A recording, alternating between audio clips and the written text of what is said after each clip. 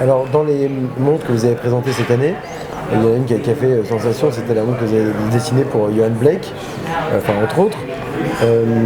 Là, elle commence, j'imagine, même si chez vous c'est toujours un petit peu long, mais c'est normal, à arriver sur le marché ou dans les boutiques.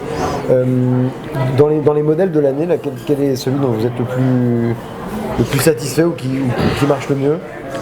Moi, en fait, je les aime tous parce que on a à la fois, on a affaire à des produits qui sont très très différents les uns des autres.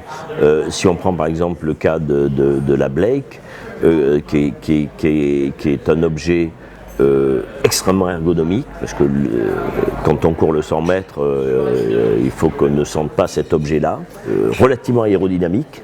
Après, bien sûr, qui reprend, et ça c'est un clin d'œil, qui reprend les codes de la Jamaïque, parce que les couleurs de la Jamaïque sont des couleurs intéressantes et sympas.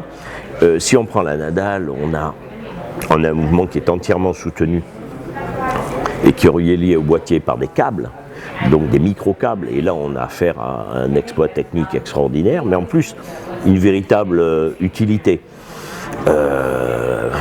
Ma montre aviation qui est un peu une arlésienne, parce qu'on a beaucoup de retard, mais je pense que ça va être la montre la plus complexe, je pense, de l'histoire de l'horlogerie.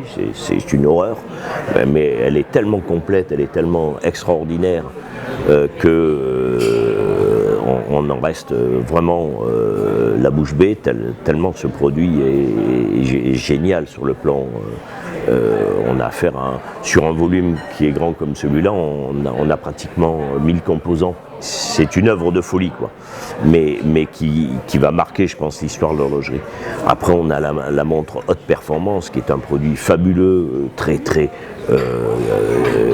dont la performance est inférieure à 20 secondes moi. Ce qui, pour une montre mécanique, et pour la plupart d'entre elles, on est très en deçà de cette valeur-là. Donc là aussi, c'était une gageure fabuleuse. Voilà, donc plein de la nouvelle édition de la montre Saphir, entièrement transparente, etc. Donc je ne sais pas laquelle j'aime le plus, parce que ce sont quelque part tous mes enfants. Mais ce sont vraiment des objets de passionnés, quoi. Et ce qui est merveilleux d'ailleurs, c'est que ce sont des produits tous relativement cliniques. En fait, je pense que cette marque est le contraire pour employer un terme à la mode, d'un produit bling, hein. C'est tout à fait le contraire, ce sont des produits extrêmement cliniques, sobres, etc., mais bourrés de technique.